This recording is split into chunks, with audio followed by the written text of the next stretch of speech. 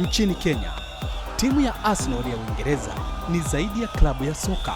Ni utambulisho na utamaduni wa wengi. Nana Owiti ambaye ni mshawishi wa mitandaoni ni mmoja wa mashabiki sugu wa klabu hiyo, na upendo huu ulianza takriban miaka 20 iliyopita.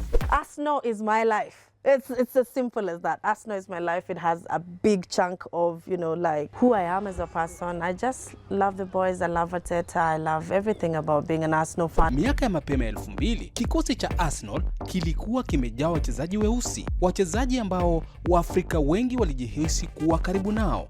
Mwaka wa 2002, klabu ya Arsenal ilikuwa na wachezaji 9 weusi kwenye kikosi cha kwanza cha msimu huo wa ligi, kutoka Kenya, Uganda, Nigeria na kote Afrika.